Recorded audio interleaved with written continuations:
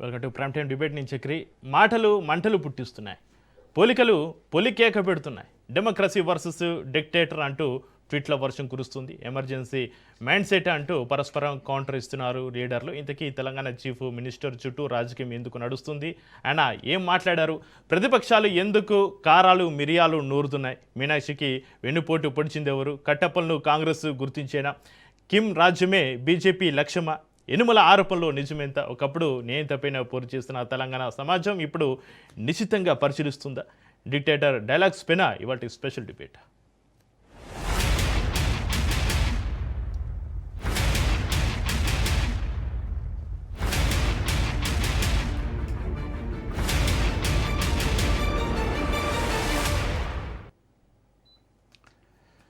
మొన్న హిట్లర్, నిన్న Kim Jong. Place ఏదైనా, పేరు ఎవరిదైనా ప్రతిరోజు డిక్టేటర్లు తెరపైకి వస్తున్నారు. తెలంగాణ ముఖ్యమంత్రి నోట నియంత్రణ మాట తీవ్ర దుమారం రేపుతుంది. హైడ్రా ఏర్పాటులో హిట్లర్ నుంచి స్ఫూర్తి పొందామని బెంగళూరులో ఎనుమల చెప్పిన మాటలు మరొక ముందే ఇక సీట్ చోరీ ఆరోపణలో కిమ్ ప్రస్తావన తెచ్చి ఢిల్లీనే షేక్ చేశారు. మీడియాతో సీఎం రేవంత్ చేస్తున్న చిట్చాట్లు, కామెంట్లు తీవ్ర చర్చనీయాంశంగా మారుతున్నాయి. ఆయన వ్యాఖ్యలపైన ప్రతిపక్షాలు బగ్గుమంటున్నాయి. బాధ్యత గల హోదాలో ఉన్న వ్యక్తి ఇష్టానుసారంగా ఇష్టారాజ్యంగా మాట్లాడమేంటని ప్రశ్నిస్తున్నాయి.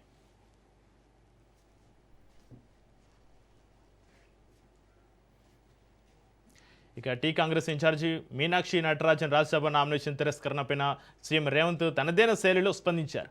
North Korea dictator Kim Jong Un బాటలోనే బీజేపీ పయనిస్తుందని ఆరోపించారు. కిమ్ను రోల్ మోడల్గా తీసుకొని ఓటు చోరీ, సీటు చోరీలకు పాల్పడుతుందని రేవంత్ విమర్శించారు. మధ్యప్రదేశ్ నుంచి కాంగ్రెస్ రాజ్యసభ అభ్యర్థిగా పోటీ చేసిన మీనాక్షి నటరాజన్ పైన ఎలాంటి క్రిమినల్ కేసులు లేకున్నా కూడా ఊహాజనిత కేసును చూపెట్టి ఆమె నామినేషన్ పత్రాన్ని తిరస్కరించడం ముమ్మాటికి బీజేపీ కుట్ర అని చెప్పుకొచ్చారు రేవంత్.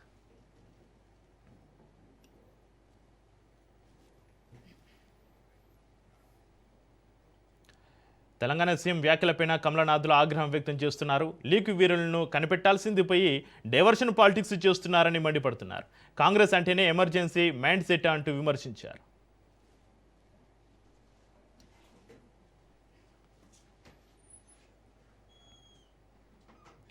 ఇక మరోవైపు బెంగళూరు సాక్షిగా హిందూ హడిల్ సదస్సులో తెలంగాణ సీఎం చేసిన కామెంట్స్ కలవరపెడుతున్నాయి. హిట్లర్ స్ఫూర్తితోటి హైడ్రా ఏర్పాటైందన్నారు రేవంత్. హైడ్రాతోటి అక్రమార్కులు చెరువుల వైపు చూడాలన్నా భయపడుతున్నారని చెప్పుకొచ్చారు సీఎం.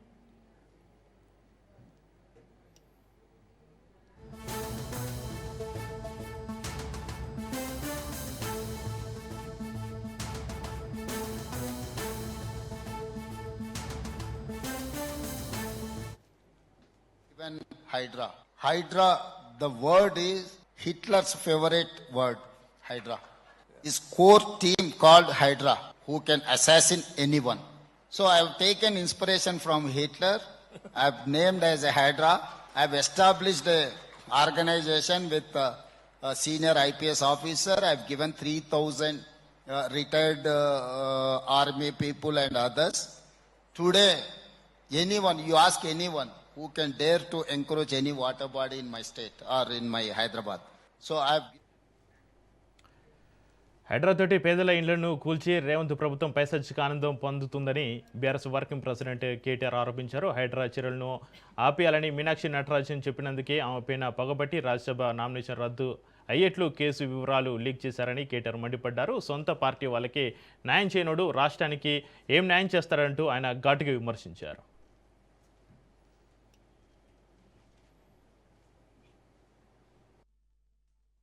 ఆయన కూలగొట్టేటోడు హైడ్రా హైడ్రా హైడ్రా అని చెప్పి గరీబోళ్ళ ఇళ్ల మీద పడి కూలగొడతాడు. మరి అదే పట్నం మహేందర్ బిల్డింగ్ కనబడతలేదా కొత్తవాళ్ళగూడ చెరువు మధ్యలో? ఆ చెరువులో మధ్యలో కట్టింది ఆ గెస్ట్ హౌస్ హిమాయత్ సాగర్ లా. మరి దాని ఎందుకు కూలగొడతలేడు? ఇప్పుడు హిమాయత్ సాగర్ చెరువు దగ్గర కోదంపా.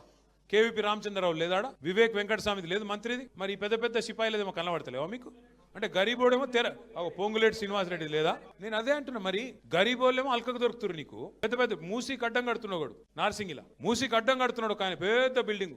ఏంద్రా అంటే 50 కోట్లు ఇచ్చిండట లంచం, చూసుకోపో అని చెప్పి ఆయన చేసుకుంటారు.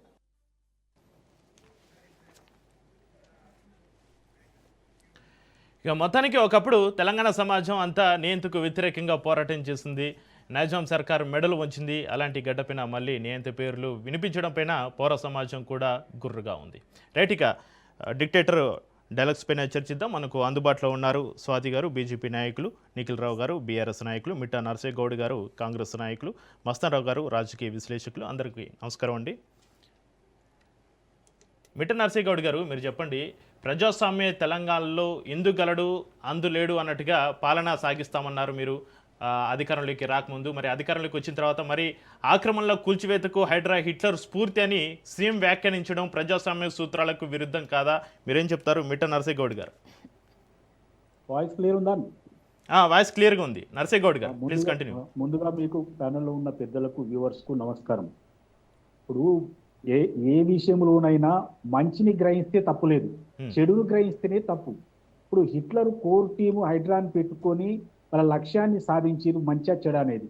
కానీ అది మంచి చెడు పక్క పెడితే ఒక వజ్ర సంకల్పముతోటి కూడినటువంటి వర్డును తీసుకొని ఏదైతే వాటర్ బాడీస్ను ఆక్రమించుకున్నారో, లేకపోతే గవర్నమెంట్ స్థలాలు ఆక్రమించుకున్నారో, పార్కుల స్థలాలు ఆక్రమించుకున్నారో, వాటిని క్లియర్ చేయడంలో తప్పలేదు. రెండో విషయం ఏంటంటే, బీఆర్ఎస్ అధికారంలో ఉన్నప్పుడు ఒక సర్వే చేసి అప్పటి ముఖ్యమంత్రి కేసీఆర్ గారు ఏం చెప్పారంటే, మూసీని ఆక్రమించుకొని 28,000 కట్టడాలు ఉన్నాయి, వీటిని ఖచ్చితంగా నిర్దాక్షిణ్యంగా తొలగించవలసింది అని అప్పుడు ముఖ్యమంత్రి స్థానంలో ఉన్న కేసీఆర్ చెప్పిండు. అప్పుడు మున్సిపల్ శాఖ మంత్రిగా కేటీఆర్ అయితే అసలు మీరు చూడొద్దు, ఇమీడియట్లీ మీరు బుల్డోజర్లు తీసుకుపోయి తొక్కిచ్చేసేయండి అని ఆర్డర్స్ ఇష్యూ చేసిన వీడియోలు మన దగ్గర చక్కర్లు కొడతా ఉన్నాయి. అంటే వీళ్ళు చేస్తేనేమో తప్పు లేదు, మేము వాళ్ళు చెప్పిన పని మేము కొనసాగిస్తే తప్పు వచ్చింది. 28,000 అక్రమ కట్టడాలు ఉన్నాయని 6 చెప్తారు, వీటిని తొక్కిచ్చేసేయండి, పీకిచ్చేసేయండి, నోటీసు కూడా అవసరం లేదు, వాళ్ళు అధికారంలో ఉన్నప్పుడు చెప్పి మేము అదే పని క్లియర్గా చేస్తూ ఉంటే తప్పు పడతా ఉన్నారు. ఇది ఎంతవరకు సమంజసం? రెండో విషయం ఏంటంటే, ముఖ్యమంత్రి గారు మాట్లాడిన ఏ మాట కూడా తప్పు కాదు. అంటే ఇప్పుడు కిమ్ము విషయం తీసుకున్నాడు. కిమ్ము విషయం ఎందుకు తీసుకున్నారండి? ప్రజాస్వామ్య వ్యవస్థలో చట్టబద్ధంగా పరిపాలన కానీ, ఎన్నికలు కానీ, నామినేషన్ల పర్వం కానీ జరగాలి. కానీ మొన్న రాజ్యసభ విషయంలో ఏం చేసిందండి భారతీయ జనతా పార్టీ? ఈ మధ్యప్రదేశ్లో మన నటరాజన్ గారు వేసినటువంటి నామినేషన్ను తిరస్కరించడానికి వాళ్ళకు దొరికినది ఏంటంటే కేసు, రిజిస్టర్ కాని కేసు, ఎఫ్ఐఆర్ లేని కేసు, కేవలం లీగల్ నోటీస్ ఇస్తే దాన్ని అడ్డం పెట్టుకొని ఆమెను తొలగించారు, నామినేషన్ రిమూవ్ చేసిరు. కానీ అదే ఛత్తీస్గఢ్లో, జార్ఖండ్లో వాళ్ళకు సంబంధించినటువంటి నామినేషన్ పత్రాలలో అన్ని ఖాళీలు పెట్టి పేరే తప్పుగా రాస్తే 24 గంటల టైం ఇచ్చి రాపించుకొని వాళ్ళను పాస్ చేసిరు. మరి ఇది నియంత అంటారా, లేకపోతే ప్రజాస్వామ్యం అంటారా, చట్టాన్ని గౌరవిస్తున్నారా? ఇలా ప్రధానమంత్రి గారు ఏం చేస్తున్నారు? నేను అంటున్నా, వారు అంతవరకే ఆపిరు. కానీ నేను అంటున్నా, ఈ ప్రజాస్వామ్య వ్యవస్థను ఎట్లాగో మీరు తుంగలో తొక్కిరు, మరి మీకు మీరుగా రాజుగా ప్రకటించుకోండి. రాజుగా ప్రకటించుకుంటే ఎవరు అడ్డం రారు కదా. భారతదేశంలో ఏ ప్రాంతీయ పార్టీ కూడా ఉండొద్దన్న ఏకైక లక్ష్యంతో ఇలాంటి పనులు చేస్తూ ఉన్నారు. జాతీయ పార్టీల వాయిస్ నొక్కేస్తూ ఉన్నారు. ఏం పనులండి మీరు చేసేది? ఏమన్నా ప్రజాస్వామ్యమేనా ఇది? అంటే పీపుల్స్ రిప్రజెంటేటివ్ యాక్ట్ ప్రకారము అందులో ఉన్నటువంటి అవి కూడా పాలన చేయరా మీరు? 223 సెక్షన్ ప్రకారం ఈ chief justice election commission of ఇండియాకు అన్ని పవర్స్ ఉన్నాయి, దాన్ని రిస్టోర్ చేయరా మీరు? మరి మీ వారికి 24 గంటల టైం ఎట్లిచ్చి రాపించుకుంటారు? ఇక్కడ నటరాజన్ గారికి ఇమీడియట్ అసలు కేసే కాదు, అది కేసే కాదండి. పీపుల్ రిప్రజెంటేటివ్ యాక్ట్లో ఏం చెప్తున్నది? 2 సంవత్సరాల కంటే పైచీలకు శిక్ష పడే కేసులను, రిజిస్టర్ అయిన కేసులను, అందులో ఎఫ్ఐఆర్లోని పేరున్న కేసులను ప్రస్తావించాలని ఉన్నది. కనీసం ప్రైవేట్ కేసు అయితే ఈ ఫ్రేమ్ చేసినటువంటి కేసులను ప్రస్తావించాలని ఉన్నది. ఇంకో ముఖ్యమైన విషయం మీ దృష్టికి తీసుకొచ్చేది అంటే, ఈరోజు నాంపల్లి కోర్టులో ఆ కేసును తీసేసింది, కేసే లేదు. ప్రైవేట్ కంప్లైంట్ వేస్తే దాన్ని రిటర్న్ చేసింది. మరి వీళ్ళని నియంత అనకపోతే, కిమ్ జాన్ ఉండనకపోతే ఏమనాలండి వీళ్ళను? అంటే వీళ్ళకి ఏం కళ్ళు గిట్లా కనిపించవా? అంటే ప్రజాస్వామ్యమా లేకపోతే నీ ఇంటి స్వామ్యమా? అంటే నీ సొంత రూల్సా లేకపోతే చట్టము పరిపాలన చేస్తుందా? మరి ఏమని మాట్లాడాలండి వీళ్ళను? వాళ్ళు ఉన్నప్పుడు మాట్లాడిన ఏమో కరెక్ట్ అవుతాయి, అవే పనులు మేము చేస్తేనేమో తప్పు అవుతాయి. వీళ్ళు పరిపాలనలో కనీసం చట్టాలను ఉల్లంఘిస్తే అది రైట్ అవుతుంది. వాళ్ళ అభ్యర్థికి 24 గంటల టైం ఇస్తే రైటు, వేరే అభ్యర్థికి అసలు కేసు లేని కేసు ప్రకారం కొట్టివేస్తే అది రైటు. మరి ఏం మాట్లాడాలండి? ముఖ్యమంత్రి గారి చుట్టూ ఏదో ఏం విభేదాలు ఉన్నాయండి? వారు మనసులో ఏదుందో కుండ బద్దలు కొట్టినటువంటి చెప్పే నైజం ముఖ్యమంత్రి రేవంత్ రెడ్డి గారిది. వారు మాట్లాడిన ప్రతి మాట నిజం. ఈ రోజు బీజేపీని కాపాడడానికి బీఆర్ఎస్ వాళ్ళు కేటీఆర్ గారు కూడా ముందరికి వచ్చేసి వాళ్ళని సేఫ్ గార్డ్ చేస్తా ఉన్నారు. వాళ్ళు ఈ మాట ఎందుకు మాట్లాడినంటే కాంగ్రెస్లోనే లీక్ వీరులు ఉన్నారు, కట్టప్పలు ఉన్నారు, వాళ్ళే పంపించారని ఎందుకు ఈ పురద తల్లుతా ఉన్నారంటే ఈ చర్చ ఇటు సైడ్ మళ్ళాలే వాళ్ళు అంటే నరసింహగౌడ్ గారు హైడ్రా చర్యలను ఆపేయాలని మీనాక్షి నటరాజన్ అన్నందుకే ఆమె పైన పగబట్టి రాజ్యసభ నామినేషన్ రద్దు అయ్యేటట్లు కేసు వివరాలు లీక్ చేశారని మీ దాంట్లోనే బీజేపీకి కోవర్ట్లు ఉన్నారని కూడా ఆరోపణలు ఉన్నాయి. చక్రి గారు అసలు విషయం ఏంటంటే వాళ్ళు తప్పు చేసిండ్రు, ప్రజలందరికీ తెలుసు. ఆ ప్రజలలో ఈ విషయం వెళ్ళొద్దు అని అంటే దీన్ని డైవర్ట్ చేయాలి. డైవర్ట్ చేసి మీ దాంట్లో లీక్ వీరులు ఉన్నారు, మీ వాళ్ళే ఇచ్చిర్రు, ఇగో ఇవన్నీ ఈ కోడిగుడ్డు మీద ఈకలు వీకినట్టు ఇవన్నీ చేస్తూ ఉన్నారు. వాస్తవాలు అవి కావు. వాళ్ళు చేసింది తప్పు. ఆర్ఓను గుప్పిట్లోకి తీసుకొని రిజెక్ట్ చేసింది 100% తప్పు అని దేశవ్యాప్తంగా కూడా కూస్తూ ఉన్నారు. దాన్ని డైవర్ట్ చేయడానికి బీఆర్ఎస్ నాయకులు కేటీఆర్ తోటి మాట్లాడించారు. దాన్ని డైవర్ట్ చేయడానికి మీదంటే లీకు వీరులు అన్నారు, కట్టప్పలు అన్నారు, ఎవరో ఇచ్చిర్రు అన్నారు. అసలు కేసే లేదు కదండి. నేను ఏమంటున్నా, ఆ కేసే అయితే ఇవాళ నాంపల్లి కోర్టు ఎందుకు రిటర్న్ చేసింది? మరి కేసును ఎందుకు పుటప్ చేపియలేదు? అసలు కేసు కాని కేసు ఈ లీగల్ నోటీసు. నేను ఇంకొక విషయం కూడా నటరాజన్ గారు చెప్పారు, ఒకవేళ నోటీసు వస్తే కూడా రాయమని అందులో ఒక కాలం ఉంటే రాసేవాళ్ళం మేము, అందులో లేదు కదండి.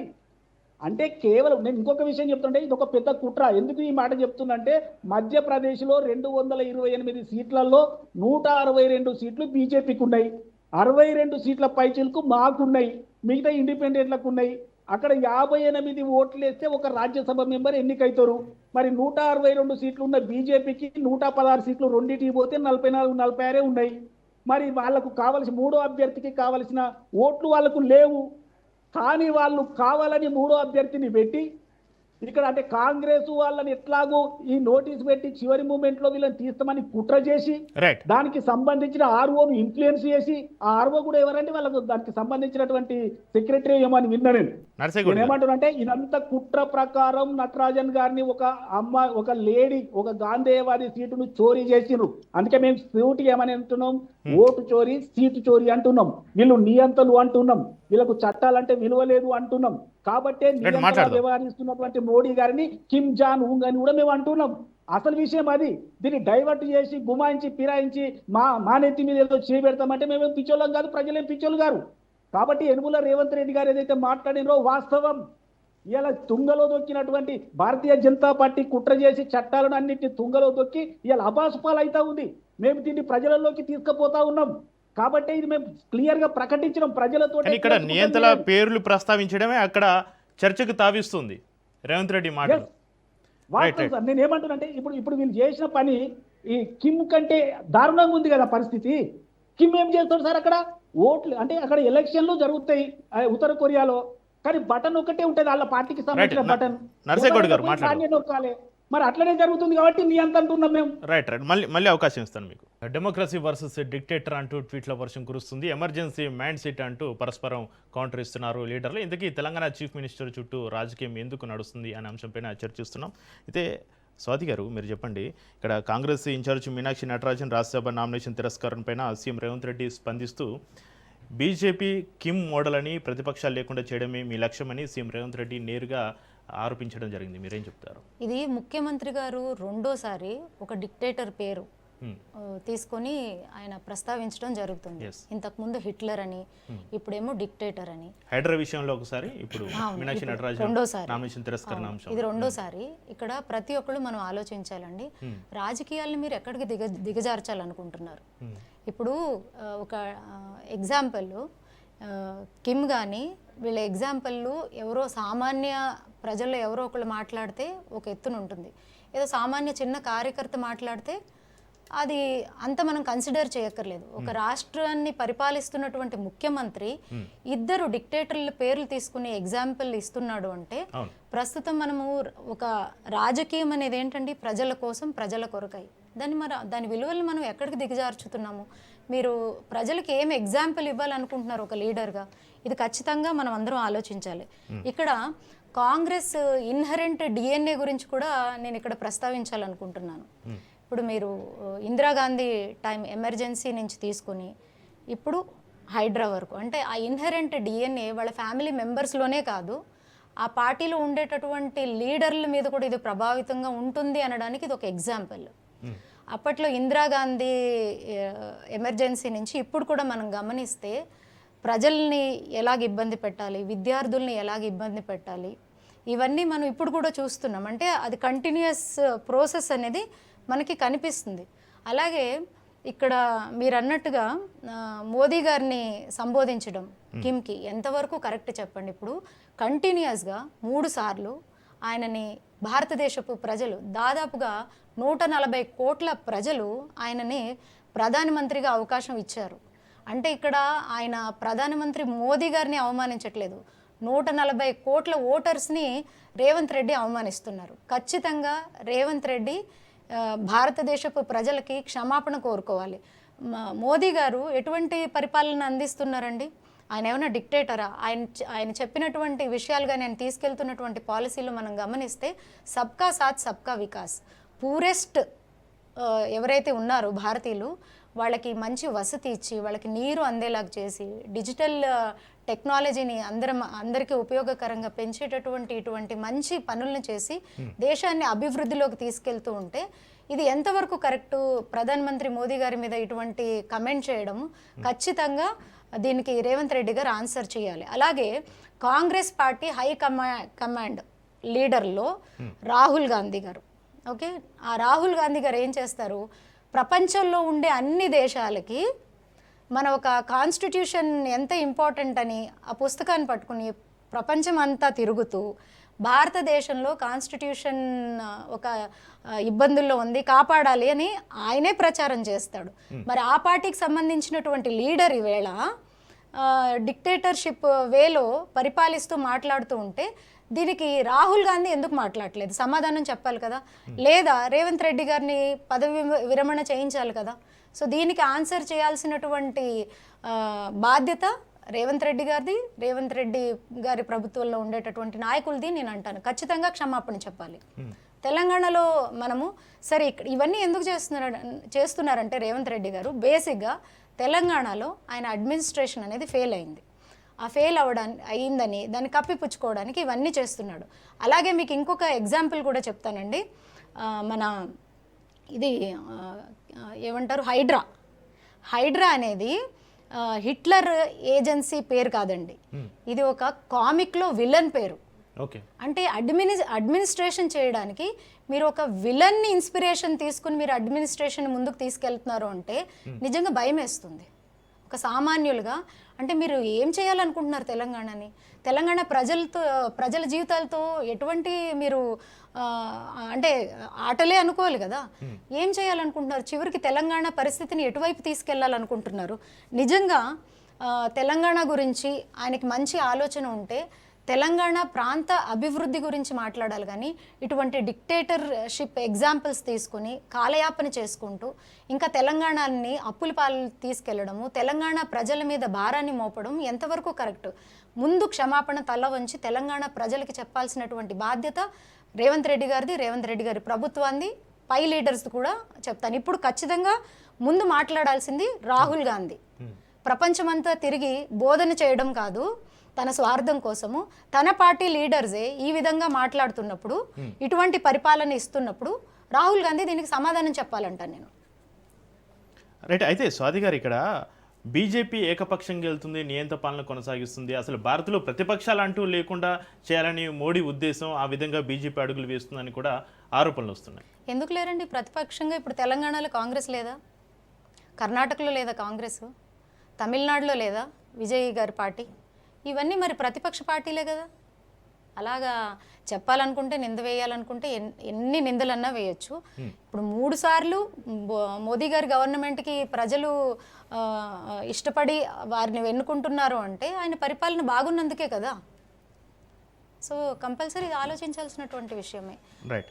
నిఖిల్ గారు, మీరు చెప్పండి, నాడు నేతృత్వం పైన పోరాడిన గడ్డ తెలంగాణని నేడు రేవంత్ రెడ్డి పాలనలో నియంత్రణ మాటలు వినపడుతున్నాయని మాట్లాడుతున్నటువంటి పరిస్థితి మీ బీఆర్ఎస్ నాయకులు. మరి గత 10 ఏళ్ల మీ పాలనలో సచివాలయానికి రాకుండా ప్రతి భవన్కే పరిమితం అవ్వడం, విపక్షాలను చేర్చుకోవడం నియంతృత్వం కాదా?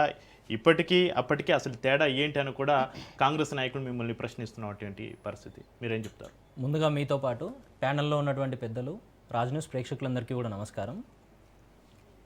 గతంలో ఏదైతే మీరు ఇంతకుముందు అన్నట్టుగా కేసీఆర్ గారు సచివాలయానికి రాలేదు అనే దానికంటే కూడా కేసీఆర్ గారు ఎక్కడ కూర్చున్నా కూడా ఏ ఇబ్బంది రాకుండా పరిపాలన ఎంత అద్భుతంగా చేసినరు అన్న దాని మీద మనం చర్చ చేయాల్సిన అవసరం ఉంది. కేసీఆర్ గారి పరిపాలన ఏ రకంగా ఉంది, మనం ఒక కొత్త రాష్ట్రంగా ఏర్పాటయ్యి కూడా భారతదేశంలోనే అనేక రంగాల్లో నెంబర్ 1గా ఎట్లయినామో నెంబర్ 1గా అయినామని మాకు ప్రత్యర్థిగా ఉన్నటువంటి, మాతో పాటు అన్ని రకాలుగా కొట్లాడుతున్నటువంటి భారతీయ జనతా పార్టీకి సంబంధించిన అనేక సంస్థలు మమ్మల్ని అప్రిషియేట్ చేసినాయి, మన తెలంగాణ రాష్ట్రాన్ని అప్రిషియేట్ చేసినాయి, అనేక విభాగాల్లో ముందుకు పోతా ఉన్నామని. అక్కడితో ఆగకుండా తెలంగాణలో అమలవుతున్నటువంటి అనేక పథకాలను మీరు ఉదాహరణకు చూస్తే మిషన్ కాకతీయ అని ఇక్కడ పెట్టుకున్నాం మనము, హర్ఘర్ జల్ అన్నారు వాళ్ళు. మనం మిషన్ భగీరథ పెట్టుకుంటే హర్ఘర్ జల్ అన్నారు. మనం ఇక్కడ మిషన్ కాకతీయ పెట్టుకుంటే నదులన్నిట్లను శుభ్రం చేయాలన్నారు. మనం రైతు బంధు అని పేరు పెట్టుకుంటే భారతదేశంలో 75 సంవత్సరాల స్వాతంత్రంలో ఏ నాయకుడు కూడా ఆలోచన చేయని విధంగా రైతుకు ప్రభుత్వమే పెట్టుబడి సాయం అందించాలి అనే ఆలోచనను కేసీఆర్ గారు చేసిండ్రు. ఇటువంటి పథకాన్ని నరేంద్ర మోడీ గారితో పాటు భారతదేశంలో ఉన్నటువంటి అనేక రాష్ట్ర ప్రభుత్వాలు కాపీ కొట్టి ఫసల్ బీమా యోజన అని ఇంకో పేరు కానీ పెట్టి ఈరోజు దేశానికే దిక్సూచిగా నిలబడ్డం ఇదే కేసీఆర్ గారి నాయకత్వం కానీ, ఇదే బీఆర్ఎస్ ప్రభుత్వం కానీ. అటువంటివన్నీ పక్కన పెట్టి ఈరోజు వాళ్ళు పొద్దున్న లేస్తే ఎవరి ఇంటి ముందు బుల్డోజర్ పంపాలి, ఏ పేదోన్ని రోడ్డు మీదకి లాగాలి, ఎవరిని ఏ రకంగా ఇబ్బంది పెట్టాలి, కోర్టు ఆర్డర్లు కూడా లేకుండా కనీసం పేదోళ్ళు కోర్టుకు పోయే అవకాశం కూడా ఇవ్వకుండా ఎప్పుడు ఎవరిని ఇబ్బంది పెట్టాలనే ఆలోచనలు చేస్తూ గత 2.5 సంవత్సరాలుగా ఎన్ని రకాలుగా ఇబ్బంది పెడతా ఉన్నారో మనం చూస్తూ ఉన్నాము. ఒక్కసారి కాంగ్రెస్ పార్టీ నాయకుడికి నేను ఒక్కసారి గుర్తు చేయదలుచుకున్నా, తను ఇంతకుముందు ఏం మాట్లాడుతూ ఉంటారంటే గతంలో కేటీఆర్ గారు కూడా 28,000 ఇండ్లను గుర్తించి పొద్దున్న లేచి మీరు బుల్డోజర్లు తీసుకొని పోయి అవన్నీ కూల్చేయండి అని ఆర్డర్లు ఇచ్చిండ్రు అని చెప్తా ఉన్నారు. మిమ్మల్ని మీరు కప్పిపుచ్చుకోవడానికి ఏది పడితే అది పబ్లిక్ డొమైన్లో మాట్లాడే ముందు ఒక్కసారి ఆలోచన చేయండి. కేటీఆర్ గారు గతంలో మున్సిపల్ శాఖ మంత్రిగా ఉండి హైదరాబాద్ నగరానికి అన్ని రకాలుగా పేర్లు తెచ్చే విధంగా ప్రపంచంలో ఒక గొప్ప నగరంగా తీర్చిదిద్దే విషయంగా ఆలోచన చేసిండ్రు. ఇదే మూసీకి సంబంధించి ఈరోజు వాళ్ళు చెప్తా ఉన్నారు కదా, మూసీ అంతా శుభ్రం చేయడానికి హైడ్రా తీసుకొచ్చినాము, ఇంకోటి చేసినాము అని. ఇదే మూసీ విషయంలో ఇవేవి డిస్టర్బ్ చేయకుండా అనేక రకాలుగా ఎస్ఎన్డిపి, ఎస్టీడిపి, ఎస్ఆర్డిపి అని 3 ప్రాజెక్టులు తీసుకొని దాంట్లో భాగంగా ఈ మూసీని శుభ్రం చేయాలంటే పేదల ఇండ్లు కూల్చడం కాదు, మూసీలోకి వస్తున్నటువంటి మురుగునీటిని ఆపాలి. ముందు దాన్ని ఆపడానికి 4,000 కోట్లు ఖర్చు చేసి 36 ఎస్టీపీలు నిర్మాణం చేసినాం. మేము నిర్మాణం చేసిన అనేక ఎస్టీపీల్లో పనులు చివరి దశలో ఉంటే కూడా నిన్నగాక మొన్న ఇదే రేవంత్ రెడ్డి గారు పోయి అంబర్పేటలో రిబ్బన్ కటింగ్లు చేసిండ్రు. అదే విధంగా నల్లగండ్రలో కానీ ఇంకో దగ్గర కానీ ఓపెనింగ్లు చేసిండ్రు. ఇవన్నీ పక్కన పెడుతూ ఇటువంటి పథకాన్ని తీసుకొచ్చి మీరు హైడ్రాని తీసుకొచ్చి నిజంగా వాళ్ళ రెస్పాన్సిబిలిటీ రోల్ ఏదైతే ఉంటుందో డిజాస్టర్ మేనేజ్మెంట్ అనేది వాళ్ళ ప్రైమరీ రెస్పాన్సిబిలిటీ. హైదరాబాద్లో ఇన్ని రకాలుగా వర్షాలు పడి ఏ రకంగా ఇబ్బంది పడతా ఉన్నారో హైదరాబాద్ అంతా అతలకుతలం అవుతా ఉంది. ఎక్కడ డ్రైనేజ్లు క్లీన్ చేస్తున్నటువంటి పరిస్థితి లేదు. ఇది మొత్తం పక్కన పెట్టి పొద్దున్న లేసి ఏ పేదోని ఇంటికి పోవాలి, ఎవరి ఇండ్లు కూల్చాలి అని ఒక రకంగా రంగనాథ్ అనే ఆఫీసర్ని పెట్టి పేదోడి పొట్టగొడతా ఉంటూ మరోవైపు వీళ్ళే ఏం చేస్తూ ఉంటారు, వీళ్ళ పార్టీ నడుపుతున్నటువంటి ఇదే రాష్ట్రాన్ని నడుపుతున్నటువంటి ముఖ్యమంత్రి గారు పక్క రాష్ట్రాలకు పోయి నేషనల్ డిబేట్లలో కూర్చొని హైడ్రాని తీసుకురావడానికి హిట్లర్ స్ఫూర్తి నాకు అని మాట్లాడుతూ ఉంటారు. ఇదే హిట్లర్ గతంలో కోట్లాది మందిని ఏ రకంగా పొట్టన పెట్టుకున్నారు, కోట్లాది మంది ఒక స్టేజ్ వచ్చిన తర్వాత తిరుగుబాటు చేస్తూ ఉంటే తనకు తాను ఒక పిరికివాడిలాగా ఆత్మహత్య చేసుకున్నారు కూడా మనం చూసినాం. అటువంటి వాళ్ళను ఇన్స్పిరేషన్ గా తీసుకున్నా అని రేవంత్ రెడ్డి గారు మాట్లాడుతూ ఉన్నారు. మీరు హిట్లర్ని ఇన్స్పిరేషన్ గా తీసుకోవడం కాదు రేవంత్ రెడ్డి గారు. 1945లో చనిపోయినటువంటి హిట్లరు 1969లో మళ్ళీ పుట్టిండు. ఎక్కడ పుట్టిండు? తెలంగాణలో పుట్టిండు. ఆ పుట్టినటువంటి వ్యక్తే ఈ రేవంత్ రెడ్డి గారు అని చెప్తా ఉన్నాం మేము. ఒక కోట్లాది మందిని ఏ రకంగా ఇబ్బంది పెట్టి వాళ్ళందరినీ చంపినటువంటి ఒక వ్యక్తి మీకు నిజంగా ఏ రకంగా స్ఫూర్తి అవుతారు? గతంలో మేము ప్రభుత్వంలో ఉన్నప్పుడు 10 సంవత్సరాల కాలంలో అనేక మందిని అన్ని రకాలుగా మేము హక్కున పెట్టుకున్నాం కదా, కడుపున పెట్టి కాపాడుకున్నాం కదా, అప్లిఫ్ట్ చేసే విధంగా పనులు చేసినాం కదా. మీరు వచ్చిన తర్వాత ఈ 2.5 సంవత్సరాల్లో ఏ ఒక్క వర్గాన్నైనా మీరు దగ్గరికి తీసినరా? అయితే ఇక్కడ కాంగ్రెస్ నాయకులు ఏం మాట్లాడుతున్నారంటే ముఖ్యమంత్రి గారు మాట్లాడిన మాటను ఒక్కటే చూస్తున్నారు, కానీ చేసిన మంచిని ఎందుకు గుర్తించడం లేదు? హైదరాబాద్లో చెరువులు కబ్జా కాకుండా చెరువులను కాపాడుతున్నటువంటి మంచి పని ఎందుకు గుర్తించడం లేదు? ఒక్క మాటను పట్టుకుని ఎందుకు ఇంత హైలైట్ చేస్తున్నారు? మీ ప్రభుత్వంలో ఎందుకు చెరువులు అంత భారీ ఎత్తున కబ్జా అయ్యాయి? మీరు ఎందుకు వాటిని కాపాడలేకపోయారు? ఓన్లీ హైడ్రా పైన ఎందుకు ఇలా మాట్లాడుతున్నారని కూడా వాళ్ళు అడగడం జరుగుతుంది. అయితే ఎందుకు ఈ మాట అంటా ఉన్నామంటే ఇందాక భారతీయ జనతా పార్టీ నాయకురాలు చెప్పినట్టుగా ఏదో కాంగ్రెస్ పార్టీ గల్లీ లీడరో పోనీ ఒక ఎమ్మెల్యే చెప్పినా కూడా ఇంత ఇంటెన్సిటీ ఉండేది కాదు. స్వయంగా రేవంత్ రెడ్డి గారు రాష్ట్ర ముఖ్యమంత్రి హోదాలో ఉండి కాంగ్రెస్ పార్టీ గతంలో పిసిసి అధ్యక్షుని హోదాలో పనిచేసినటువంటి వ్యక్తి, జెడ్పీటీసీ స్థాయి నుండి ఎమ్మెల్సీగా, ఎమ్మెల్యేగా, పార్లమెంట్ మెంబర్గా కూడా పనిచేసి అన్ని రకాలుగా అవగాహన ఉన్నటువంటి వ్యక్తి ఈ రోజు ఏ రాష్ట్రానికైతే మీరు నాయకత్వం వహిస్తా ఉన్నారో అదే రాష్ట్రాన్ని తక్కువ చేసే విధంగా, మన ప్రతిష్టను దిగజార్చే విధంగా మాట్లాడినరు. అది కూడా పబ్లిక్ డొమైన్ లో మాట్లాడినరు కాబట్టి బరాబర్ తప్పు పడతాం కదా. మేం మాత్రమే కాదు, మీ పార్టీని ఈ రోజు నడుపుతున్నటువంటి రాహుల్ గాంధీ గారికి అడ్వైజర్ గా ఉండి మీ పార్టీలో నెంబర్ 2 గా చెప్పబడుతున్నటువంటి కేసీ వేణుగోపాల్ గారు కూడా తప్పు పట్టినరు కదా. అంటే మేం తప్పు పడితే ఈ రోజు విమర్శిస్తా ఉన్నారు. ఈ రోజు కేసీ వేణుగోపాల్ గారు చెప్పింది కూడా తప్పే అంటారా? గతంలో మేము కూడా అనేక మందిని ఇన్స్పిరేషన్ గా తీసుకున్నాం కదా. మేము తీసుకున్నటువంటి మిషన్ భగీరథ పథకానికి భగీరథ మహర్షిని ఇన్స్పిరేషన్ గా తీసుకున్నాం మేము. ఆనాడు ఎప్పుడైతే ఎటువంటి టెక్నాలజీ లేకుండా తెలంగాణలో 46,531 గొలుసుకట్టు చెరువులను నిర్మాణం చేసినటువంటి కాకతీయ రెడ్డి రాజులను స్ఫూర్తిగా తీసుకున్నాం మేము మిషన్ కాకతీయ అనే పథకానికి. మీరు ఈ రోజు పేదోన్ని రోడ్డు మీద వేయడానికి ఇన్స్పిరేషన్ తీసుకుంటా ఉన్నారు. కోట్లాది మందిని పొట్టన పెట్టుకున్నటువంటి హిట్లర్ ని తీసుకుంటా ఉన్నారు. నిన్నగాక మొన్న సరే అదొక ఇన్సిడెంట్ జరిగింది, అయిపోయింది. నిన్న మళ్ళీ ఏం చెప్తా ఉంటారు, లేదు లేదు నేను ఈసారి కిమ్ని ఇన్స్పిరేషన్ గా తీసుకున్నా అని చెప్తా ఉన్నారు. తను ఏ రకంగా అయితే ఈ రోజు ఒక నియంతలాగా పరిపాలన చేస్తూ ఎక్కడికక్కడ ఎమర్జెన్సీ తలపించే విధంగా పరిపాలన చేస్తూ ఉంటారో అటువంటి వ్యక్తిని ఈరోజు మీరు ఇన్స్పిరేషన్ గా తీసుకుంటారు. తీసుకొని కూడా ఇదే హైడ్రాకి ఈ రోజుకి 100 సార్లు హైకోర్టు చివాట్లు పెట్టింది కదా. నిన్న కూడా 50,000 రూపాయలు ఫైన్ విధించింది ఇదే హైడ్రా కమిషనర్ కి. మీరు ఇప్పటికైనా కూడా మేము పిలిచిన ప్రతిసారి, మేము పిలిచినప్పుడు మీరు కోర్టుకు వస్తారా లేదా అని ఎన్నిసార్లు ధిక్కరిస్తారు అని కూడా చెప్పినటువంటి పరిస్థితి. గతంలో ఏదైతే ఇందిరమ్మ ఎమర్జెన్సీ విధించిందో అదే ఇందిరమ్మ స్ఫూర్తితో ఈ రోజు అనేక పథకాలకు ఇందిరమ్మ పేరు పెట్టి పనిచేస్తా ఉన్నారు కదా వీళ్ళు. ఈ రోజు పేరు పెట్టకుండా అదే ఇందిరమ్మ స్ఫూర్తితో పనిచేస్తున్నటువంటి ఇందిరమ్మ ఇండ్లు కూల్చే పథకం ఈ హైడ్రా. ఇదే హైడ్రా ఏం చేస్తుందంటే, చిన్న ఎగ్జాంపుల్ చెప్తా మీకు. ఇదే సున్నం చెరువుకు సంబంధించి అనేక రకాలుగా ఇండ్లు కూల్చుతా ఉన్నారు కదా వీళ్ళు. సున్నం చెరువు మీద ఈ రోజు వరకు హెచ్ఎండిఏ సున్నం చెరువు లిమిట్ ఒక రకంగా చెప్తా ఉంటది, రాష్ట్ర ప్రభుత్వం ఇంకో రకంగా చెప్తుంది, రాష్ట్రానికి సంబంధించినటువంటి రెవెన్యూ డిపార్ట్మెంట్ ఇంకో రకంగా చెప్తా ఉంది. ఇన్ని రకాల కన్ఫ్యూజన్ ఉన్న తర్వాత కూడా ఇదే రంగనాథ్ గారు పోయి ఆగ మేఘాల మీద సున్నం చెరువు పరిధిలో ఉన్నటువంటి ఇండ్లని కూలుస్తుంది. కూల్చిన తర్వాత మీలాంటి నాలాంటి బాధితుడు ఒకరు హైకోర్టు తలుపు తట్టినరు. హైకోర్టు మళ్ళీ దీన్ని వెరిఫై చేయండి, FTL పరిధిలో కూడా తన ఇల్లు లేదు, లేనట్టుగా తను అన్ని ఎవిడెన్సెస్ చూపిస్తా ఉన్నారు అంటది. చూసిన తర్వాత ఇదే రంగనాథ్ గారు ఏం చెప్తారు తెలుసా? కనీసం ఒక్కసారి కాంగ్రెస్ పార్టీ మిత్రులు ఆలోచన చేయాలి. ఎంత నిస్సిగ్గుగా మాట్లాడతారంటే, సరే పొరపాటున మీ ఇల్లు కూల్చేసినాము మళ్ళీ కట్టుకోండి మీరు అని చెప్తారు. ఈ రోజు రాష్ట్ర ముఖ్యమంత్రికి సంబంధించింది కానీ లేదంటే ఇదే కాంగ్రెస్ పార్టీకి సంబంధించినటువంటి గాంధీ భవన్ ను ఒకరు వచ్చి కూల్చి పొరపాటున కూల్చినాము మళ్ళీ కట్టుకోండి అంటే కాంగ్రెస్ పార్టీ సమాధానం ఏముంటది అన్నది ఒకసారి వాళ్ళు ఆలోచన చేయాలి. ఎంతసేపు అన్ని విధ్వంసం దిశగా మాత్రమే మీరు నడుపుతా ఉన్నారు తప్పితే. మాట్లాడదాం. మస్తాన్ రావు గారు, మీరు చెప్పండి, ఒక ముఖ్యమంత్రి హోదాలో ఉండి హిట్లర్, కిమ్ వంటి వివాదాస్పద అంతర్జాతీయ నేతల పేర్లను స్థానిక రాజకీయాల్లోకి లాగడం ఏంటి? అసలు రేవంత్ రెడ్డి దీని ద్వారా ప్రజలకి ఎలాంటి సంకేతాలు పంపాలనుకుంటున్నారు? మస్తాన్ రావు గారు, దీన్ని ఏ విధంగా చూడాలి, మీరేం చెప్తారు? మస్తాన్ రావు గారు. Sir good evening sir. Raj news ప్రేక్షకులకు, ప్యానల్లో ఉన్న మిత్రులకు అందరికి కూడా. ఇప్పుడు రేవంత్ రెడ్డి గారు చేసిన కామెంట్స్ 2 పార్శ్వాలండి. ఒకటి, ఆయన కిమ్ని అదేవిధంగా హిట్లర్ని ఆదర్శంగా తీసుకుంటాను అనలేదు.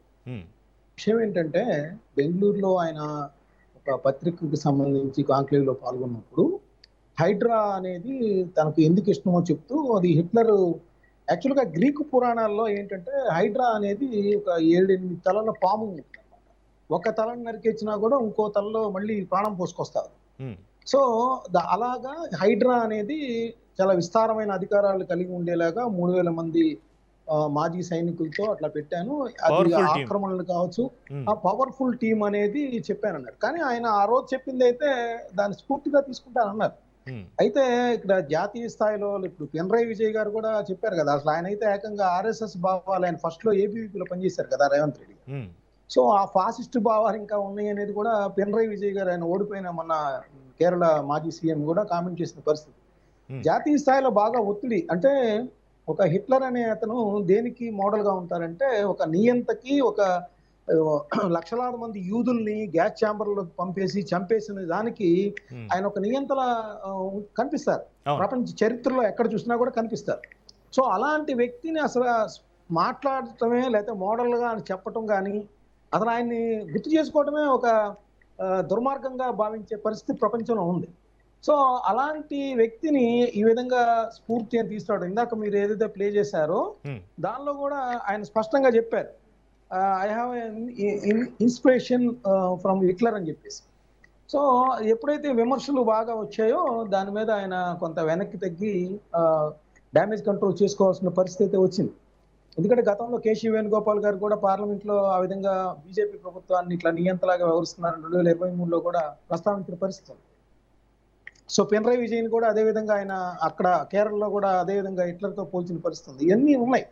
సో ఇలాంటి పరిస్థితులు ఏంటంటే అంటే ఆయన ఇన్స్పిరేషన్ తీసుకుందేమో హైడ్రాకి సంబంధించి ఇంప్లిమెంటేషన్ లో నేను హిట్లర్ అన్నాను. ఇప్పుడు కిమ్ ఎందుకు పోల్చారు? నరేంద్ర మోడీ గారితో పోల్చారు.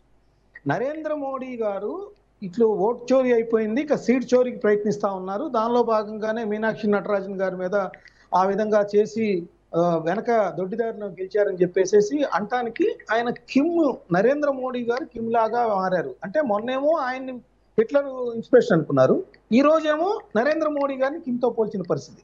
రెండు డిఫరెంట్, ఇద్దరిని ఆదర్శం లేదు. ఇప్పుడు ప్రత్యర్థి మీద ప్రయోగించారు. ఆయన మొన్న నియంతని ఏదైతే అన్నారో ఈ రోజు తాజా నియంత.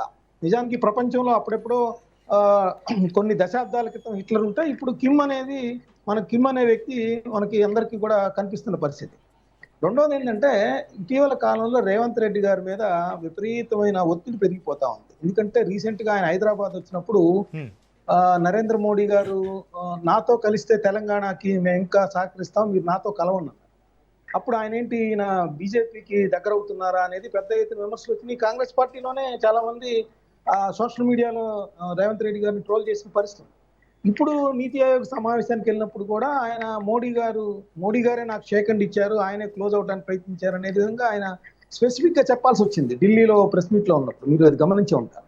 సో ఈ విధమైన ఒత్తిడి ఎక్కువ అవుతున్నప్పుడు మరో పక్క ఏంటంటే పెద్ద ఉపద్రవం ఏమొచ్చబడింది, మీనాక్షి నటరాజన్ గారికి సంబంధించి ఒక కేసు ఉంది. ఆ కేసు ఇన్ఫర్మేషన్ యాక్చువల్ గా బీజేపీ మీద ఒకటి ఉంది, నేను ముందు చెప్తాను. బీజేపీ మీద కంటే కూడా కాంగ్రెస్ పార్టీలోనే కొంతమంది మాకు ఇన్ఫర్మేషన్ ఇచ్చారనేది బీజేపీ ఒక పెద్ద గేమ్ ఆడిన పరిస్థితులు ఏంటంటే కాంగ్రెస్ పార్టీలోనే నిజంగా మీనాక్షి నటరాజన్ ఎవరి మీద సీరియస్ అయితే వాళ్ళు మనసులో ఉంచుకొని ఇది ప్రత్యర్థులకు ఉపయోగించేలాగా ఈ కేసుకు సంబంధించి ఇన్ఫర్మేషన్ ఇచ్చారా అనేది కూడా ఇప్పుడు సోషల్ మీడియాలో చర్చ నడుస్తుంది. సో ఇవన్నీ నేపథ్యంలో రేవంత్ రెడ్డి గారు బీజేపీ అధినాయకత్వం మీద తీవ్ర స్థాయిలో విరుచుకుపడటానికి ఇదంతా కనిపిస్తుందా? ఈ బ్యాక్గ్రౌండ్ లో ఆయన మీద ఒత్తిడి ఏదైతే ఉందో బీజేపీ దగ్గర అవుతున్నారని, లేదంటే నరేంద్ర మోడీ గారి దగ్గర అయ్యారని, మీనాక్షి నటరాజన్ గారికి సంబంధించి తెలంగాణ నుంచి ఇన్ఫర్మేషన్ వెళ్ళిందని, ఇవన్నీ నేపథ్యంలో బీజేపీ అధినాయకత్వాన్ని తీవ్రమైన విమర్శలు చేయడం ద్వారా ఆ దాడి నుంచి తప్పించుకుంటానికే రేవంత్ రెడ్డి గారు ఈ కిమ్ గారిని దీనిలోకి తెచ్చారా అనేది కూడా మనం ఆలోచించాలి. ఎందుకంటే అటు పక్కన హిట్లర్ గురించి జరిగినప్పుడు మొన్న డ్యామేజ్ కంట్రోల్కి ఆయన వెనక్కి తగ్గారు. నేను అనలేదు, నిన్న అన్నారు ఆయన హిట్లర్ గురించి ఎవరన్నా ఆదర్శంగా తీసుకుంటారా, నేను ఎందుకంటా నాకు తెలియదు ఆ మాత్రం అని చెప్పేసి అన్నారు. కానీ ఆ రోజు మాత్రం అందవేరు, ఈ రోజు అందవేరు. అలాగే నేను అనేది ఏంటంటే అసలు రేవంత్ రెడ్డి గారు కొన్నిటికి సమాధానం చెప్పాలి. ఏంటంటే ఇప్పుడు ఆయన ఓట్ చోరు సీట్ చోరుగా మారింది అన్నారు. ఓకే, మరి కేరళలో మీరు వెళ్ళి ప్రచారం చేశారు, కాంగ్రెస్ పార్టీ అధికారంలోకి వచ్చింది కదా, మరి అక్కడ కిమ్ లాగా నరేంద్ర మోడీ గారు వ్యవహరించారా లేదా? సమాధానం చెప్పాలి కదా. తమిళనాడులో కూడా బీజేపీ అధికారంలో రావడానికి ప్రయత్నించింది, బట్ అక్కడ ఈరోజు ఎవరున్నారు? టీవీకే ఉంది. మరి అక్కడ నరేంద్ర మోడీ గారు కిమ్ అయితే ఆయన చెప్పిన బ్యాలెట్ పేపర్ ఉంటుంది, బ్యాలెట్ బాక్స్లు ఉంటాయి, దానిలో ఓటేసి రావడం, విజేత ముందుగా నిర్ణయం అయిపోతారు, కిమ్ చేస్తాడు ఆ పని అన్నారు. అదేవిధంగా నరేంద్ర మోడీ గారు చేస్తారన్నారు. మరి ఆ రెండు రాష్ట్రాల్లో ఎందుకు బీజేపీ అధికారంలో రాలేదు? అసలు అదంతా ఎందుకు? మీరు 2023లో తెలంగాణలో ఉన్నప్పుడు కేంద్రంలో ఎవరు అధికారంలో ఉన్నారు? మరి అప్పుడు కిమ్గా నరేంద్ర మోడీ గారు మారలేదా? మిమ్మల్ని ముఖ్యమంత్రిగా చేసింది కూడా బీజేపీ హయాంలో జరిగిన ఎన్నికల్లోనేగా. సో వీటన్నిటికీ సమాధానం చెప్పాలి. రెండోది ఏంటంటే ఇంకా బీజేపీ విషయానికే వద్దాం. బీజేపీ మీద ఎందుకు అనుమానాలు వస్తా ఉన్నాయి అనేది మనం విశ్లేషించుకుంటే, బీజేపీకి అక్కడ ఇందాక మన కాంగ్రెస్ మిత్రులు చెప్పినట్టు, బీఆర్ఎస్ మిత్రులు కానీ చెప్పినట్టు ఏంటి, మనకి అక్కడ 162 స్థానాలు ఉన్నాయి. సో 2 మాత్రమే గెలుచుకునే అవకాశం అక్కడ ఉంది. అదేవిధంగా కాంగ్రెస్ పార్టీ క్లియర్ కట్గా ఒకటి గెలుచుకుంటుంది. మీకు ముందే సమాచారం ఉండబట్టే మూడో వ్యక్తిని పెట్టారా అంటే రైట్ రాయల్గా గేమ్ ఆడలేదు మీరు. జనరల్గా ఇక్కడ ఒక ఉదాహరణ చెప్తానండి. జనరల్గా ఎవరైనా రాజకీయాల్లో ఏం చేస్తారంటే క్రికెట్ని పోల్చుకుంటే బౌలర్ ఉంటాడు, బ్యాట్స్మెన్ని అవుట్ చేయాలని చూస్తారు. ఏది అవుట్ సైడ్ వికెట్ కీపర్ ముందు ఉండే బ్యాట్స్మెన్ అవుట్ చేయడం ద్వారా విజయం సాధించాలని చూస్తారు. ఇప్పుడు బీజేపీ సాధించిన విజయం చూస్తే ఎట్లా ఉందంటే బౌలరు ఇక్కడ ఎదురుగా రన్నర్ బ్యాట్స్మెన్ ని అవుట్ చేసినట్టు ఉంది. ఇప్పుడు ఎన్నికల్లో పోటీ చేయాలి, పోటీ చేసిన తర్వాత వాళ్ళ ఓట్లలో కొంతమంది ఆకర్షించాలి, లేదంటే ఇంకోటి చేయొచ్చు, వాళ్ళ అంతరాత్మబోధం మేరకు మాకు వేశారని చెప్పచ్చు. అసలు ప్రత్యర్థిని అసలు బరిలోకే లేకుండా చేసిన పరిస్థితి కదా అది. బీజేపీ చెప్పొచ్చు, ఏమని చెప్తుంది, మాకేం సంబంధం, అక్కడ రిటర్నింగ్ ఆఫీసర్ గా ఉన్న వ్యక్తి కదా అని చెప్పచ్చు. నామినేషన్ పత్రాలు పూర్తి వివరాలు పూర్తిగా అక్కడ సమర్పించలేదు, అందువలన తిరస్కరించడం జరిగింది. మీరు ఇద్దరే గెలుస్తారనే మీకు అర్హత ఉన్నప్పుడు మూడో వ్యక్తిని ముందే ఎందుకు పెట్టారు? సో అంటే మీకు తెలుసు ఈ నామినేషన్ రిజెక్ట్ అయిద్దనేది తెలుసు కాబట్టే మీరు మూడో అభ్యర్థిని అక్కడ బరిలోకి దించారనేది ఇప్పుడు కాంగ్రెస్ పార్టీ ఆరోపిస్తుంది. దానికి బీజేపీ మీద సమాధానం చెప్పాల్సిన బాధ్యత ఉంది కదా. ఇప్పుడు ఇంకోటి ఏంటి, అక్కడ అసలు కనీసం ఈమె అప్లికేషన్ కానీ కంప్లైంట్లు కానీ పరిశీలించారో లేదో తెలియదు. ముగ్గురిని ఏకగ్రహంగా ఎన్నికైనట్టు కనీసం పరిశీలిస్తా 2 రోజులు లేట్ గానే ఇవ్వచ్చు, కంప్లైంట్ ఉంచుకోలేదు కదా. ఎస్ వీళ్ళు ఇచ్చారు, క్రిమినల్ కేసు కాదు అది కేవలం నోటీసు మాత్రమే ఉంది, నోటీసు మాత్రమే ఉన్నదాన్ని మెన్షన్ చేయొచ్చా లేదా అనేది అడిగితే కొంత పారదర్శకంగా ఉండేది. ఏదో కంపెనీ ఉంచుకుపోయినట్టు వెంటనే అభ్యర్థుల్ని విజేతలుగా ప్రకటించడం. రెండోది ఏంటి, సుప్రీంకోర్టు ఏం చెప్పింది, మీరు ఏదైతే మధ్యప్రదేశ్ హైకోర్టుని సంప్రదించాలో చెప్తే సుప్రీంకోర్టు ఇక్కడ రాజ్యాంగం ప్రకారం మాకున్న పరిధి మేరకు మేము చెప్పాలంటే సుప్రీంకోర్టుకి మీరు రావాల్సిన అవసరం లేదు, మీరు అక్కడైతే మధ్యప్రదేశ్ హైకోర్టుకు వెళ్ళండి, లేదంటే ఎలక్షన్ కమిషన్ అనేది సర్వస్వతంత్ర సంస్థ కాబట్టి ముందు మీరు ఎలక్షన్ కమిషన్ ఎవరైతే సిఈసి ఉంటారో వాళ్ళ కంప్లైంట్ చేయండి, అక్కడ కూడా లేనప్పుడు మీరు మధ్యప్రదేశ్ హైకోర్టుకు వెళ్ళండి అని చెప్పేసి న్యాయపరంగా ఉండే అంశాలన్నీ కూడా అక్కడ ఉన్న పరిస్థితి మనం చూడాలి. రెండోది, అసలు ఈ కేసు కానీ కోర్టు కానీ నోటీస్ ఇచ్చింది ఎప్పుడండి? కాంగ్రెస్ పార్టీ అధికారంలో ఉన్నప్పుడేగా, లాస్ట్ ఇయర్ నాంపల్లి కోర్టులో ఫైల్ అయింది, ఆ తర్వాత దానికి సంబంధించి కోర్టు నోటీసులు అందాయి.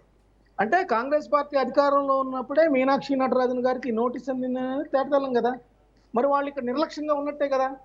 మీనాక్షి నటరాజన్ గారికి ఇది లీగల్ గా భవిష్యత్తులో ఏమైనా ఇబ్బంది అయిద్దా లేదా, ఇబ్బంది అయినా కాకపోయినా ఆ నోటీసులో ఈ యొక్క నోటీసుని ఏదైతే ఆ శ్రీలత శివశంకర్ రెడ్డి గారికి సంబంధించిన వివాదంలో మీనాక్షి నటరాజన్ గారికి ఏమాత్రం సంబంధం లేకపోయినా నోటీస్ ఇచ్చారు, ఇది లీగల్ గా ఆమెకు ఏమైనా ప్రతిబంధకం అవుతుందా అనే అంశాన్ని కూడా మైన్యూట్ గా ఆలోచించాల్సిన అవసరం ఉంది కదా. ఎందుకంటే బీజేపీ కాంగ్రెస్ పార్టీకి అసలే అంతంత మాత్రం బలం ఉంది, జాతీయ స్థాయిలో చాలా దయనీయమైన స్థితికి చేరుకుంది. ఒకప్పుడు 400 పైగా స్థానాలు రాజీవ్ గాంధీ గారు ఉన్నప్పుడు గెలుచుకున్న పరిస్థితి ఈరోజు ప్రాంతీయ పార్టీల్ని అడిగి వాళ్ళు కేటాయిస్తే గానీ ఆ సీట్లను పొందలేని పరిస్థితి మనం చూస్తాం. మన తమిళనాడులో కూడా వాళ్ళకి ఏమాత్రం బలం లేకపోయినా 5 స్థానాలు ఉన్నా టీవీకే పార్టీ సంబంధాల కోసం జాతీయ స్థాయిలో ఆయన ఒక సీటు కేటాయించిన పరిస్థితి రాజ్యసభలో. అసలు ఇక్కడ వీళ్ళ కాంగ్రెస్ పార్టీకి సంబంధించిన బలం ఉన్న మధ్యప్రదేశ్లోనే ఒక మీనాక్షి నటరాజన్ గారు లాంటి కమిట్మెంట్ ఉన్న ఒక సీనియర్ లీడర్కి ఈ పరిస్థితి ఎదురైతే కాంగ్రెస్ పార్టీ ఏ విధమైన నిర్లక్ష్యంగా ఉంది, నిద్రావస్థలో ఉందనడానికి ఇది ప్రత్యక్ష ఉదాహరణ కాదా? ఎందుకంటే బీజేపీ కాంగ్రెస్ పార్టీని దెబ్బతీయడానికి ఏ అవకాశాన్ని వదలట్లేదు. అసలు కాంగ్రెస్ అయినా ఆపు పార్టీ అయినా ఇంకో పార్టీ అయినా ఏ పార్టీ అయినా దెబ్బతీయడానికి అది రాజకీయ ఎత్తుగడలు వేస్తూనే ఉంటుంది. దానికి అడ్వాంటేజ్ గా వాళ్ళకి కొన్ని రాజ్యాంగ సంస్థలు ఉన్నాయి, కేంద్రంలో అధికారంలో ఉన్నప్పుడు కాబట్టి గతంలో కాంగ్రెస్ పార్టీ కొన్ని రాష్ట్రాల్లో ఏ విధంగా అయితే అహంకారంతో వ్యవహరించిందో అదే అహంకారంతో ఈ రోజు బీజేపీ కూడా వ్యవహరిస్తుంది అనేది ప్రజల్లో చాలా చర్చ జరుగుతా ఉంది. అయితే మస్తారావు గారు, ఇక్కడ మీనాక్షి నటరాజన్ నామినేషన్ వివాదం చూస్తుంటే కాంగ్రెస్ లో అంతర్గత కుమ్ములాటలు కోవర్ట్ల రాజకీయం ఇంకా బలంగానే ఉందా? ఇప్పుడు మీరేం విశ్లేషిస్తారు? ఉందా లేదా కరెక్టే, కోవట్లేదు. కాంగ్రెస్ పార్టీలో నిరంతరం ఉంటుందండి. ఇక్కడే కాదు, ఇక్కడ మీరు ఉమ్మడి ఆంధ్రప్రదేశ్ లో చూస్తే కోట్ల విజయభాస్కర్ రెడ్డి గారు ముఖ్యమంత్రిగా ఉన్నా, నెదురుమల్లి జనార్దన్ రెడ్డి గారు ముఖ్యమంత్రిగా ఉన్నా, మరి చెన్నారెడ్డి గారు ముఖ్యమంత్రిగా ఉన్నా, వైఎస్ రాజశేఖర రెడ్డి గారు నిత్య అసమ్మతివాదిగా ఉంటారు అక్కడ. అంటే కాంగ్రెస్ పార్టీ విధానమే అది. ఒక ముఖ్యమంత్రి నియమించారంటే దానికి ప్రత్యర్థిగా వేరే వాళ్ళని తయారు చేసేస్తుంది. అంటే అదొక ఎందుకంటే విభజించి ఈరోజు పాలించే విధానంలో భాగంగా కేటీఆర్ ఏమన్నారంటే హైడ్రా చర్యలను ఆపేయాలని మీనాక్షి నటరాజన్ చెప్పినందుకే ఆమె పైన కక్ష గట్టి పగపట్టి రాజ్యసభ నామినేషన్ రద్దుకి అయ్యేటట్లు కేసు వివరాలను లీక్ చేశారు ఆ సొంత పార్టీ నేతలే అని కేటీఆర్ అనడం వల్ల మళ్ళీ ఇది అంశం ఒకసారి చర్చకు వచ్చింది. ఇది కేటీఆర్ కావాలని చేసిన విమర్శన లేకపోతే నిజంగానే కోవర్ట్లు ఉన్నారా అనేది అంశం ఇప్పుడు చర్చకు వచ్చింది.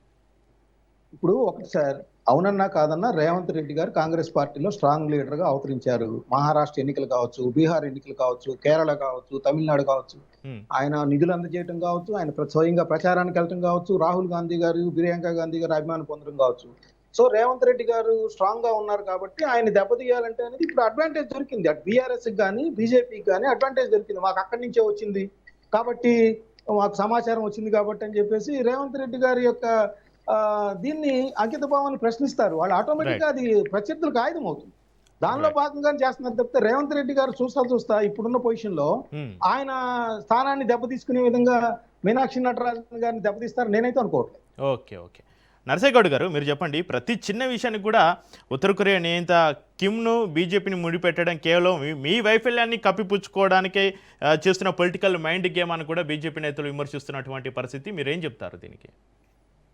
చక్రి గారు, ఇప్పటిదాకా బీఆర్ఎస్ బీజేపీ మాట్లాడిన వాళ్ళు అసలు సబ్జెక్ట్ ను పక్కకు పెట్టి వాళ్ళ పరిపాలన గురించి దీని గురించి మాట్లాడింది. అసలు విషయము మధ్యప్రదేశ్ లో ఏ ప్రాతిపదికన నటరాజన్ గారిని రిమూవ్ చేసిరంటే దానికి సమాధానం లేదు. ఎందుకంటే ఇవాళ కోర్టు ఏం చేసిందంటే కేసు పనికిరాదు, దీంట్లో ఏమీ లేదు అని వాపస్ ఇచ్చేసి కొట్టేసింది నాంపల్లి కోర్టు. అలాంటి కేసులో ఒక నోటీస్ వస్తే పోనీ ఆ నోటీసు కూడా వస్తే రాయాలని ఇంకో కాలం ఉంటే కూడా రాయడానికి వీలు పడుతుంది.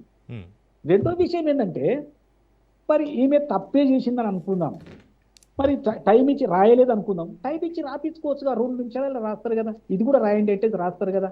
పోనీ మీకు అది తెలిసినప్పుడు దాని గురించి ఏమైనా ఎంక్వైరీ చేసిరా, ఏమైనా ఎఫ్ఐఆర్ అయిందా, ఏమైనా ఛార్జెస్ ఫ్రేమ్ చేసిరా? అది కూడా చేయలే. అది ఏమీ లేదని ఇలా కొట్టేయడం కూడా జరిగింది. అంటే వాళ్ళు ఎంత తప్పు చేసిరో అర్థమవుతుంది కదా.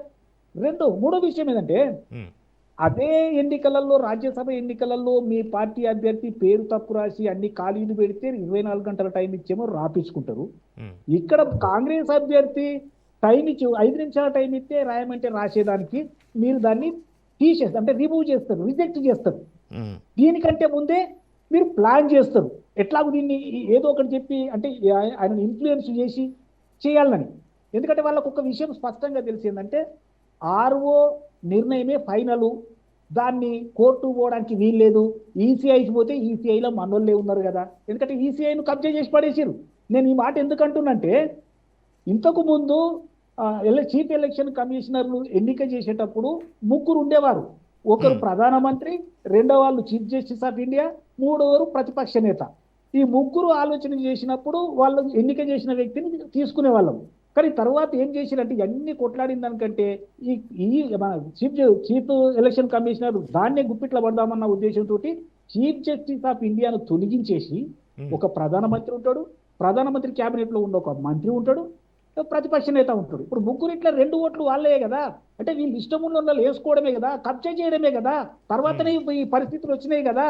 అంటే వీళ్ళు ఇక్కడి నుంచి ఎలక్షన్ కమిషన్ దగ్గర పెట్టి వాళ్ళు పట్టించుకోరు, కోర్టు ఎట్లాగే ఎంటర్టైన్ చేయదు, ఆర్ఓ నిర్ణయం ఫైనల్, మన 3వ అభ్యర్థి ఖాయం గెలుస్తాడు. ఎవరేమనుకుంటే మనకేం పోయిందండి. ఇది వీళ్ళ ఆలోచన విధానం. కాబట్టి మేము ఏమంటున్నామంటే, ఇంత నియంతృత్వము పనికిరాదు, మనది ప్రజాస్వామ్య దేశము. ప్రజాస్వామ్య దేశము అంటేనే చట్టాల మీద గౌరవము ఉండాలి పరిపాలకులకు. మనము చేసినటువంటి చట్టంలో ఉన్నటువంటి రెండు లైన్లు కూడా అట్రాక్టివ్ కావు. వాళ్ళు అందులో చట్టంలో ఏం చెప్తుంది, పీపుల్ రిప్రజెంటేటివ్ యాక్ట్ 2 years కంటే, అంటే ప్రూవ్ అయితే 2 years కంటే ఎక్కువ శిక్ష పడే కేసులు కనుక అది అయితే మన ఫైల్ అయితే వాటిని తెలియచేయాలి. ఒకవేళ ప్రైవేట్ కంప్లైంట్ ఇట్లాంటి ఏమన్నా ఉంటే అది కోర్టు కాగ్నిజెన్స్ తీసుకొని ఛార్జెస్ ఫ్రేమ్ చేస్తే దాన్ని కూడా లిస్ట్ చేయాలి. నోటీస్ వస్తే లిస్ట్ చేయాలని ఇంకో కాలం ఎందుకో పెట్టలేదు. అంటే వీళ్ళు కావాలని కక్షపూరితంగా ముందే ప్రీ ప్లాన్డ్ గా నటరాజన్ గారిని అడ్డుకున్నారు. కాబట్టి వీళ్ళు రూపాంతరం చెందుతా ఉన్నారు. కాబట్టి ప్రస్తుతం ఉన్న నియంత కిమ్ కాబట్టి కిమ్ లెక్క తయారైందని మనం చెప్పక తప్పలేదు. ఇక రెండో విషయం ఏంటంటే ఉమ్, బీజేపీ టీఆర్ఎస్ పేద ప్రజల గురించి బాగా కన్నీళ్లు గారుస్తా ఉన్నారు. వాళ్ళు పేద ప్రజలకేమో చేసినాము, మొత్తం మా కేసీఆర్ చేసినని వీరు, మా మౌడి చేసినని వారు చెప్తా ఉన్నారు. నేను సూటిగా ప్రశ్నిస్తున్నా, ఇవాళ తెలంగాణలో అమలవుతున్నటువంటి సిస్టమ్ అంటే సంక్షేమ సిస్టమ్ ఎంత పటిష్టంగా ఉందో నేను మీకు ఒక ఉదాహరణ చెప్తాను. సామాన్యుణ్ణి సెంట్రిక్ గా చేసుకొని రేవంత్ రెడ్డి గారి కాంగ్రెస్ ముఖ్యమంత్రి గారి పరిపాలన జరుగుతుంది, కాంగ్రెస్ పరిపాలన జరుగుతుంది. ఎందుకు చెప్తున్నా ఇదంటే, ఒక సామాన్యునికి మొట్టమొదటిగా కావాల్సింది ఒక గూడు కావాలి, ఇల్లు కావాలి. మేము ఇందిరమ్మ ఇల్లు ఇస్తున్నాం. రెండవది ఆ ఇంట్లో వెలుతురు ఉండడానికి లైట్ కావాలి. ఆ లైట్ వేసుకోవడానికి కరెంట్ ఇచ్చి 200 యూనిట్లు ఫ్రీగా ఇస్తున్నాం. ఉమ్, దాంట్లో వంట వండుకోవాలి. సబ్సిడీ 500కే సబ్సిడీ కింద సిలిండర్ ఇస్తున్నాం. ఆ పొయ్యి మీదకి బియ్యం కావాలి, సన్న బియ్యం మేము ఇస్తున్నాం. తర్వాత పంటకు పెట్టుబడి ఇస్తున్నాం. తర్వాత ఒక్కొక్క ఇల్లుకు బీమా ఇస్తున్నాం. ఆ తర్వాత ఆడబిడ్డలకు మేము బస్సు ఫ్రీ ఇస్తున్నాం. ఉమ్, అంటే ఒక సామాన్యుని ఇంటిలో అన్ని రకాలుగా సౌకర్యంగా జీవనం కొనసాగించడానికి కావలసిన అన్ని వసతులు రేవంత్ రెడ్డి గారి గవర్నమెంట్ చేస్తుంది. ఇదే కేసీఆర్ గవర్నమెంట్ చేయలేదు.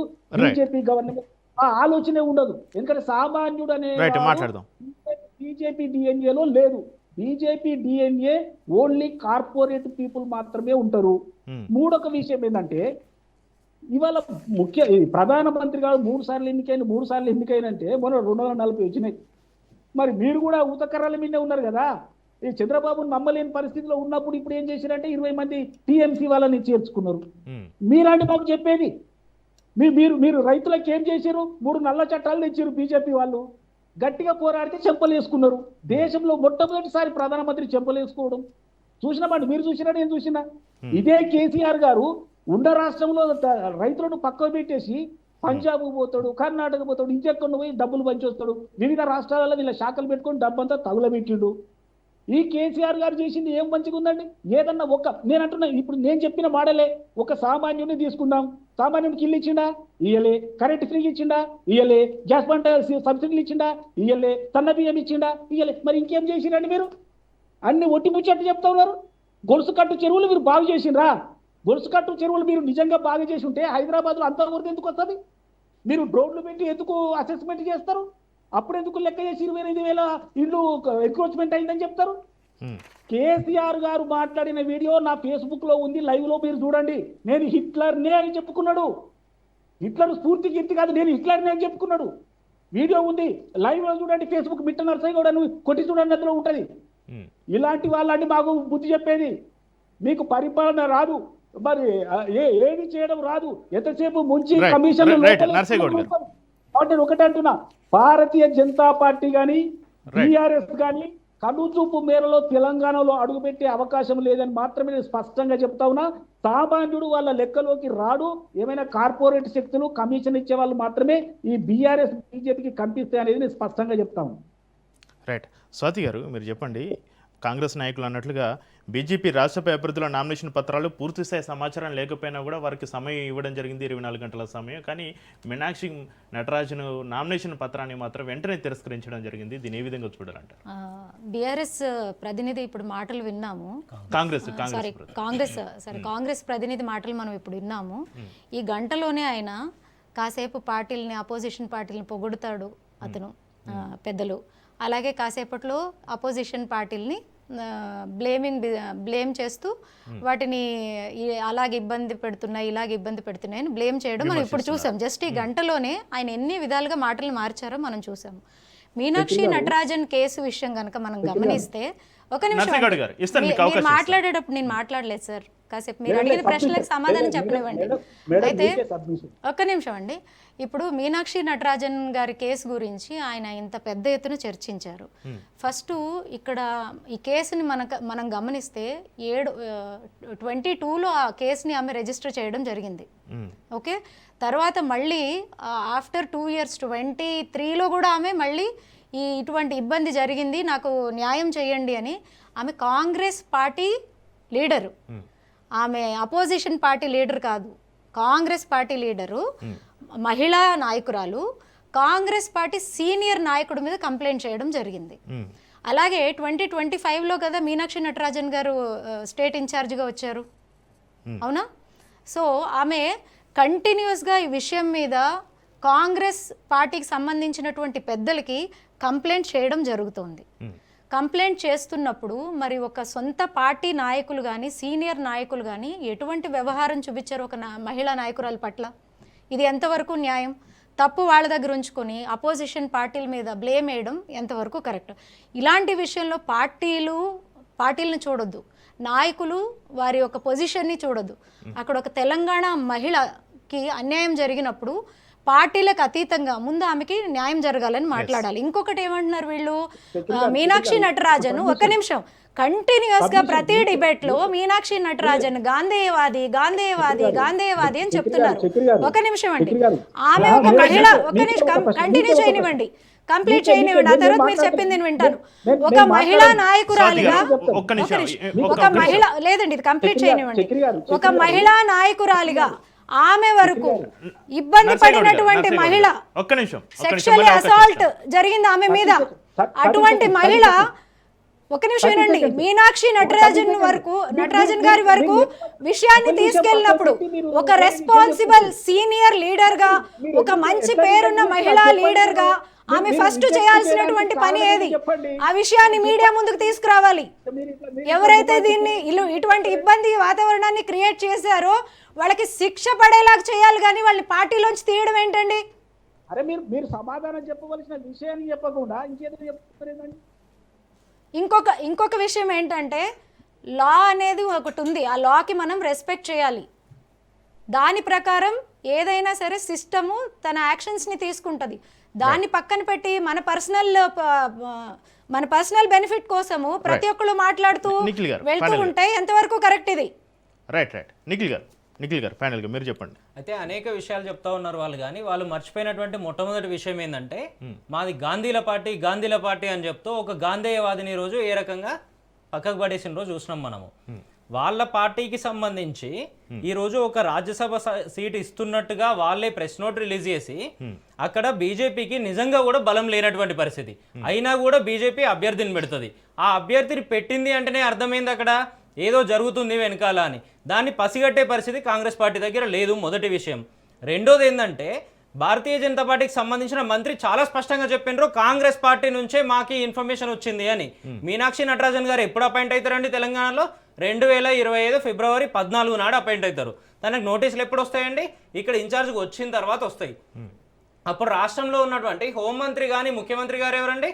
ఇదే రేవంత్ రెడ్డి గారు. రేవంత్ రెడ్డి గారికి తెలియకుండా, రాష్ట్ర ముఖ్యమంత్రికి హోంమంత్రికి తెలియకుండా, రాష్ట్రంలో అధికార పార్టీ నాయకుడికి తెలియకుండా నిజంగానే అక్కడ ఉన్నటువంటి పోలీసులు నోటీసులు సర్వ్ చేసే అవకాశం ఉంటుందా? ఉండదు. 100కు 100% వీళ్ళ నోటీసులో ఆ విషయం ఉంది. ఉన్నాక కూడా అక్కడ ఉన్నటువంటి మంత్రి అంత స్పష్టంగా మాకు మీ దగ్గర నుండే వచ్చింది అన్న తర్వాత ఇంకా కూడా వీళ్ళు ఇటువంటి వీళ్ళను బ్లేమ్ చేసే ఆటలు ఎందుకు ఆడుతూ ఉంటారండి? ఎవరి చెవుల్లో పువ్వులు పెట్టాలనుకుంటా ఉన్నారు వీళ్ళు? అనేక విషయాలు చెప్తూ ఏది పడుతుంది ఏం మాట్లాడుతూ ఉంటారంటే, సామాన్యులకు మేము ఇందిరమ్మ ఇల్లు ఇచ్చినామని. ఆనాడు మేము డబుల్ బెడ్రూమ్ ఇల్లు కట్టినప్పుడు కూడా ఇదే హైదరాబాద్ నగరంలో మీరు ఎక్కడ కట్టినరు ఒక్క ఇల్లన్న చూపియండి అని ఆనాడు సిఎల్పి నాయకుడిగా ఉన్నటువంటి వీళ్ళ బట్టి విక్రమార్క గారు అడిగినరు. ఈరోజు అదే బట్టి గారు తెలంగాణ రాష్ట్రానికి ఉప ముఖ్యమంత్రిగా ఉన్నారు కదా. ఆనాడు హైదరాబాద్ ఇన్ఛార్జ్ మంత్రిగా మా తలసాని శ్రీనివాస్ యాదవ్ గారు, మా సికింద్రాబాద్ శాసనసభ్యులు పద్మారావు గారు తీసుకుపోయి హైదరాబాద్ అంతా తిప్పి చూపిస్తే ఆనాటి నుంచి 6 నెలల దాకా మళ్ళీ ముచ్చట కూడా ఎత్తలే వీళ్ళు. హైదరాబాద్ నగరంలో నిర్మించిన ఇండ్లన్నీ. కరెంటు విషయం చెప్తా ఉన్నారు కదా, సామాన్యునికి ఇల్లు కట్టించినాము, ఇల్లు తర్వాత కరెంటు తెచ్చినాము, ఆ తర్వాత పప్పు ఉప్పు ఇచ్చినాము, ఆ తర్వాత ఇంకేదో ఇచ్చినాము అని చెప్తా ఉన్నారు కదా. అన్ని ఇచ్చినటువంటి మీరు ఎన్నికల్లో హామీ ఇచ్చి కూడా అదే మహిళకు 2500 రూపాయలు ఎందుకు ఇవ్వలేకపోతా ఉన్నారు? నిన్నగాక మొన్న మీ శ్రీధర్ బాబు గారు ఒప్పుకున్నారు కదా, రాష్ట్ర మంత్రి మీడియా సమావేశంలో ఒప్పుకున్నారు కదా, 2 సార్లు మాత్రమే రైతు బంధు ఇచ్చినామని. 5 పంటలు పండితే 2 సార్లు మాత్రమే ఎందుకు ఇచ్చిండ్రు? కౌలు రైతుకు కూడా ఇస్తా అన్నారు కదా. ఈ రోజు వరకు 30 నెలల కాల పరిమితిలో కౌలు రైతు అన్న పదానికి డెఫినేషన్ ఉందా మీ దగ్గర? ఇవన్నీ ఉండవు. మళ్ళీ వీళ్ళు ఏం చెప్తా ఉంటారు? కోవట్ల గురించి అడిగినాడు బీజేపీ బీఆర్ఎస్ ఒక్కటి అని మమ్మల్ని ఎవరెవరితోనో కలిపే ప్రయత్నాలు చేస్తూ ఉంటారు. మొత్తానికి రైతు బంధు అయితే రైతులు మర్చిపోయే పరిస్థితి వచ్చింది. నిజంగానే కదా, ఈనాటికి 100 సార్లు చెప్పినాం ఎప్పుడు ఎన్నికలు వచ్చినా స్వంతంగా కొట్లాడే దమ్ము ధైర్యం మాకుంది అని. బీజేపీ పార్టీతో కలిసి వీళ్ళే ఎన్ని రకాల కుట్రలు చేస్తూ ఉంటారు. అక్కడ ఉన్నటువంటి భారతీయ జనతా పార్టీకి ఏ రకంగా వీళ్ళే కేసుల వివరాలు అందిస్తూ ఉన్నారు మనం చూసినాము. వీళ్ళను నమ్మలేక, ఇదే తెలంగాణ కాంగ్రెస్ పార్టీల నాయకులను నమ్మలేక వీళ్ళ హైకమాండ్, మీకు ఒక్కసారి గుర్తు చేస్తా నేను, తెలంగాణలో పార్లమెంట్ ఎన్నికలు భారతదేశ వ్యాప్తంగా జరిగిన తర్వాత తెలంగాణలో 8 సీట్లకు మాత్రమే పార్లమెంట్ ఎన్నికల్లో ఎందుకు పరిమితమైంది అని వీళ్ళ మీద వీళ్ళ పార్టీయే ఏఐసిసి 3 సభ్యులతో ఎంక్వైరీ కమిటీ వేసింది. కమిటీ వచ్చి తెలంగాణ అంతా తిరిగింది. దాని మీద సమాధానం చెప్పాలి. మీ పార్టీలో కోవటులు ఉన్నారని మేము ఇంకొకరు చెప్పడం కాదు, మీ వర్కింగ్ ప్రెసిడెంట్ జగ్గారెడ్డి గారు నిన్న ప్రెస్ మీట్ పెట్టి చెప్పిండ్రు కోవటులను గుర్తించాలి మేము అని. అది పక్కన పెట్టి మీ పార్టీలో ఏం జరుగుతుంది అనే ఆలోచన ఎందుకు ఆలోచన చేస్తా స్వాతి గారు, థ్యాంక్ యూ మిట్ట నరసయ్య గౌడ్ గారు, థ్యాంక్ యూ మస్తాన్ రావు గారు. ఇది వాటి ప్రైమ్ 20 డిబేట్ చూస్తూనే ఉండండి రాష్ట్ర న్యూస్.